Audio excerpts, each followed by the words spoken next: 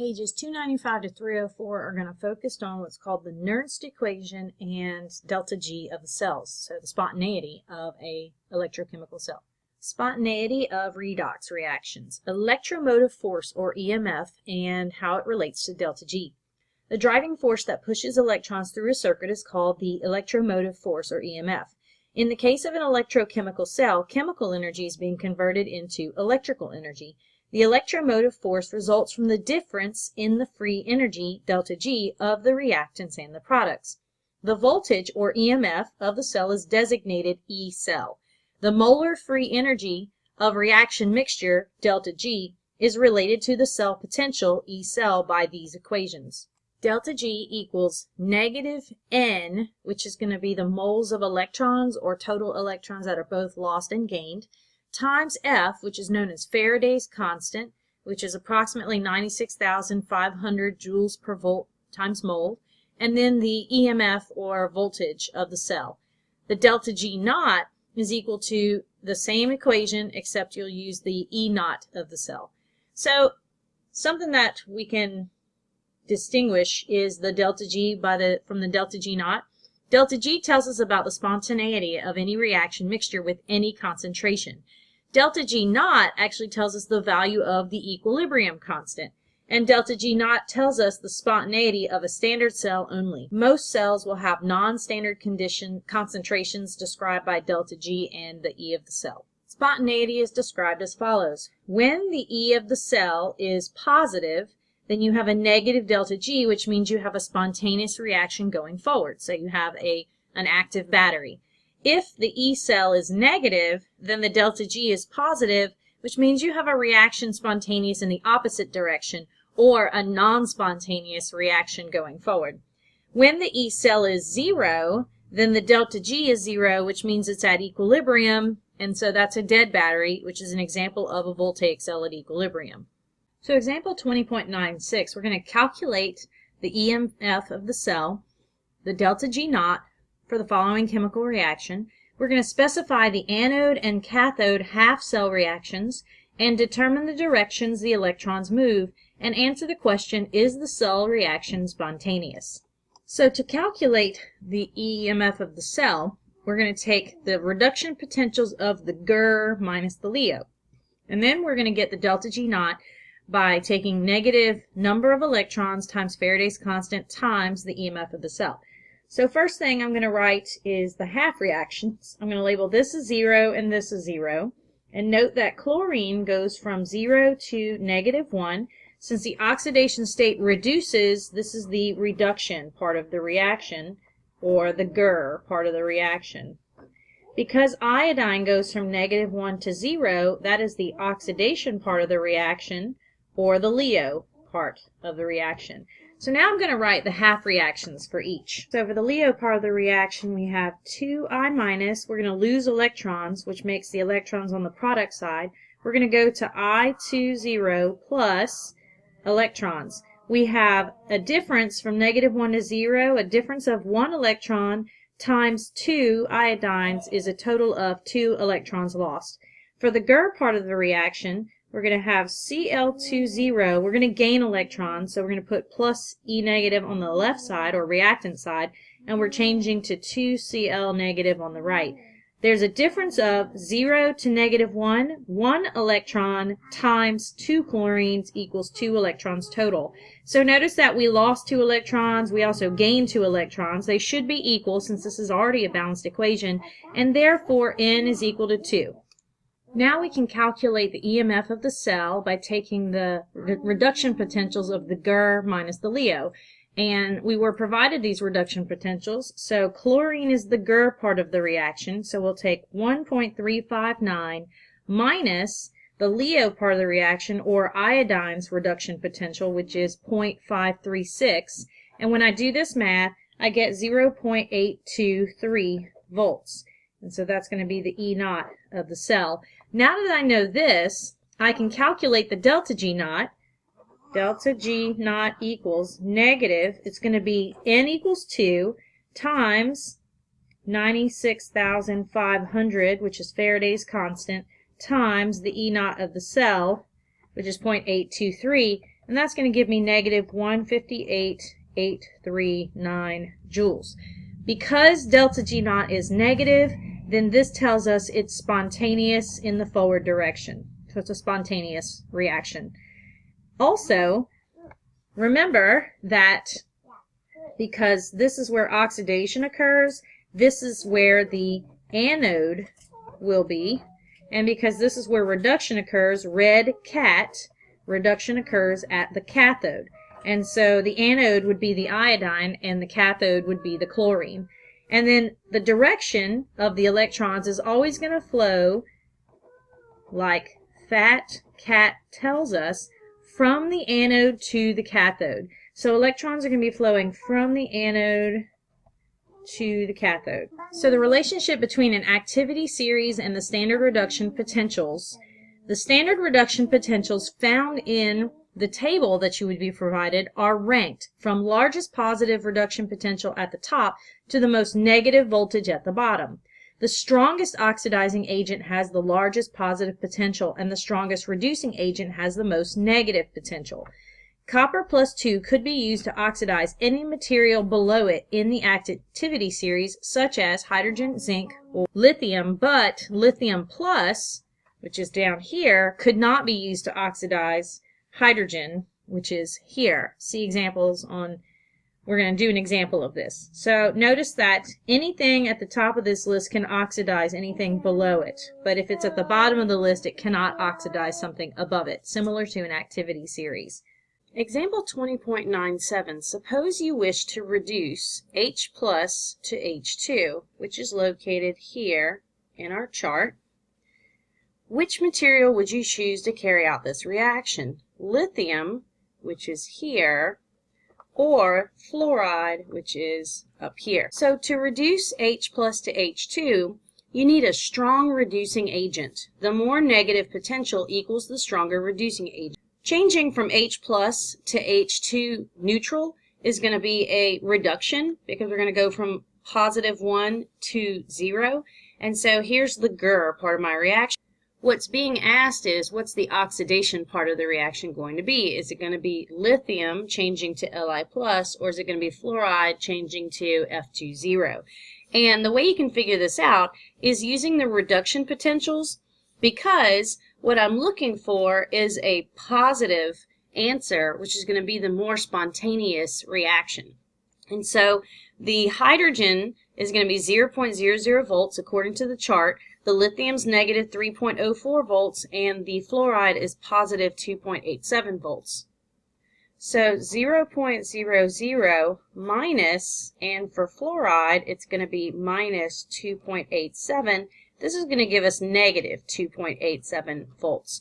And then if I take the hydrogen minus the lithium as a negative 3.04 volts, then you'll notice this is equal to a positive 3.04 volts. And so this is going to be the voltage that I want to use. And therefore, I want to use lithium in order to reduce the hydrogen. Now that I've determined what's going to be the oxidation part of this reaction, we can actually take this information and we can draw an electrochemical cell.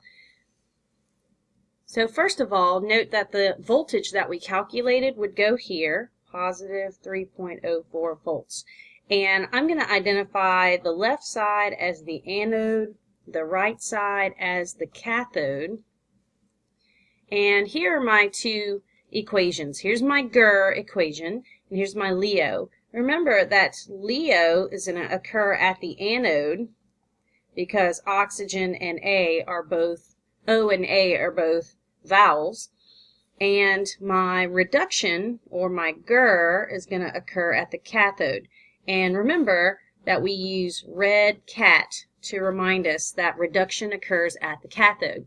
And so that means over here is where my lithium solid is, and that's going to change into lithium ions. That means that I expect this mass to decrease over time. And over here is the reduction part of my reaction, and so this will be my hydrogen, and this will be my H plus that's turning into hydrogen, so I'm expecting this to have an increase in mass over time. So remember that we always have electron flow from anode to cathode, or fat cat. And so from the anode, the electrons are flowing towards the cathode. So that's the correct electron flow direction. And then in the salt bridge, I'm going to have some metal and some anion. And remember that the cation, which is usually the metal, is going to move towards the cathode. So cations toward the cathode. And the anions are going to move towards the anode. So that would be the direction that the salt is breaking apart in the salt bridge. And recall that the anode is a negative charge and the cathode is the positive charge. Example 20.98. Suppose you wish to oxidize hydrogen to H+. Which material would you use to carry out this reaction? Lithium plus, which is here, or fluorine, which is up here, in order to carry out this reaction down here in the middle. To oxidize H2 to H+, you need a strong oxidizing agent. The more positive potential equals the stronger oxidizing agent. So for our LEO part of the reaction, we have H20 going to 2H plus 2 electrons. So notice that we are increasing our oxidation state from 0 to +1. That's how I know this is the LEO part of my reaction. So the question is, what's the GR part of my reaction? Where's the reduction going to occur? Well, we have these reduction potentials. This for hydrogen, this is for fluorine, found up here, and this is the one for lithium, which is found down here.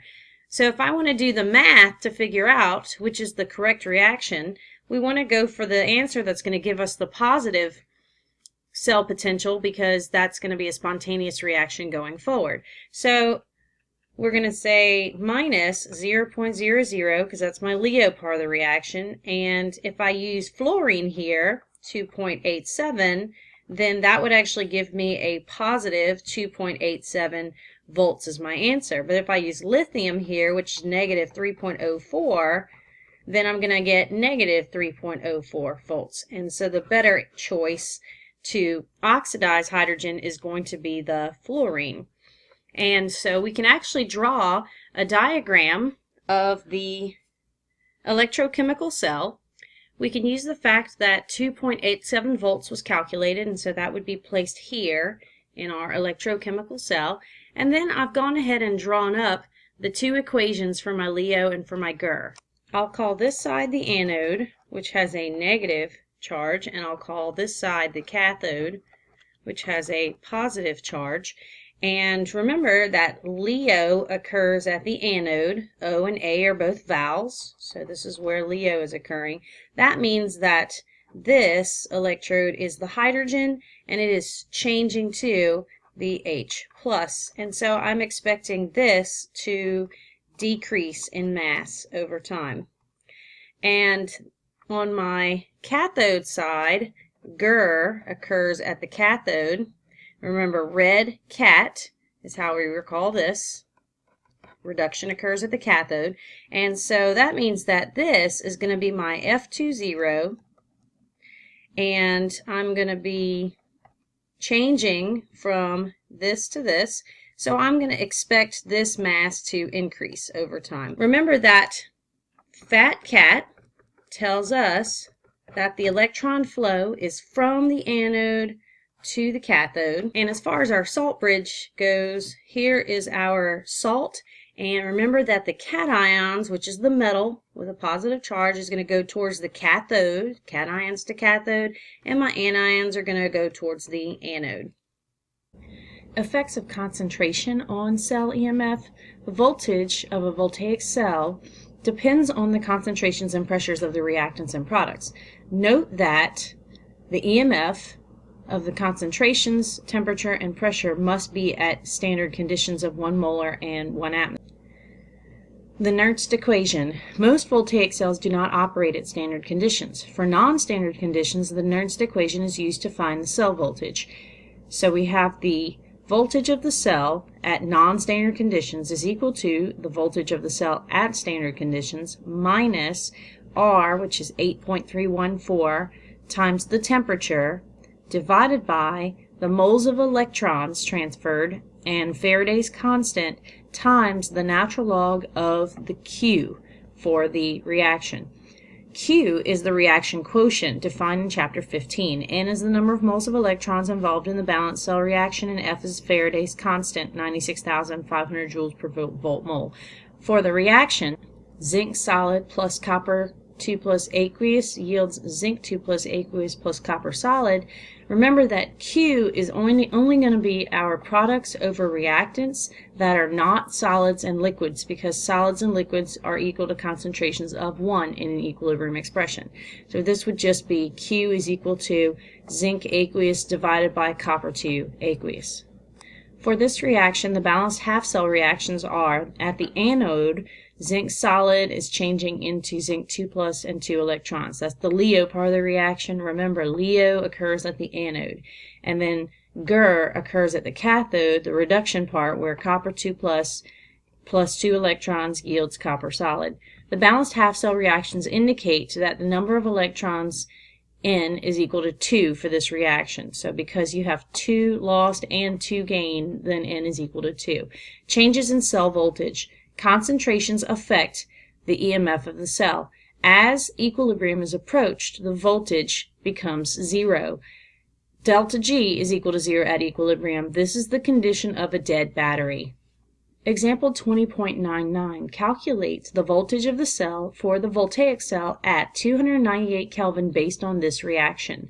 Here's our reaction in its entirety under the conditions where the dichromate ion is 2 molar, iodide is 0.7 molar, chromium plus 3 is 1 times 10 to the negative 5 molar, and the pH is equal to 1.10. And remember, if we take 10 to the negative 1.10, that gives us the concentration of the hydrogen ions. Here I've rewritten the equation so that it's all on one line, and we need to identify what's changing. And just to save time, I'm going to go ahead and tell you that this chromium is plus 6, and so the chromium is the reduction part of this reaction, my GR part. And then the iodide goes from negative 1 to 0 here, and so that's the oxidation part of my reaction, or the LEO. Next, we need to write the half reactions. So for my GR half reaction, we're going to have Cr2O7 2 minus. This is a plus 6 charge, and that means it's gaining electrons, so plus electrons on the left side yields 2 Cr plus 3 on the right side of the equation. We're going to notice that there's a difference from 6 to plus 3. There's a difference of 3 times 2 chromiums is equal to 6 electrons. Now the LEO part of my reaction, we have 6 iodine negative on the left. We're going to lose electrons, so that means that the electrons are on the right side of the equation. We're going to yield the 3 iodine 2 molecules plus some number of electrons. We're going to notice a difference from negative 1 to 0. That's a difference of 1, and 1 times 6 is equal to 6 electrons. So this 6 is going to tell me that N is equal to 6 for this reaction.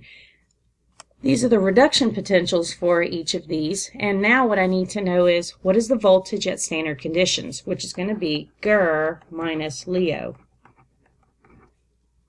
So I take 1.33 volts minus 0.536 volts, and that's going to give me 0.794 volts.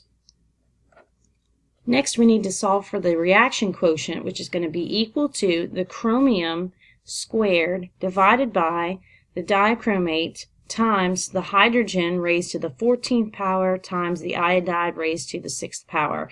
So when we input the numbers we were given in the original problem, we're going to have 1 times 10 to the negative 5 squared in the numerator divided by 2 molar. The hydrogen is going to be the pH, 10 raised to the negative pH, and then that is raised to the 14th power, and then the iodide is 0.7 raised to the 6th power. So when we do this math in our calculator, we get a value of 1067534.119. Finally, we can use the Nernst equation to get the EMF of the cell at non-standard conditions, because we have the voltage of the cell at standard conditions, which goes here. We have the R and T is 298, N is equal to 6, Faraday's constant, and then the natural log of the reaction quotient, which we have here. So when we put all of this together and we do this math, then we get a voltage of 0.735 volts at 298 Kelvin with the concentrations we were provided. The plot below shows what happens when the cell in the last example is allowed to run. As the cell produces a voltage and generates a current through a circuit, the concentration of reactants decreases and products increase. This causes a change in the voltage that can be calculated with the Nernst equation.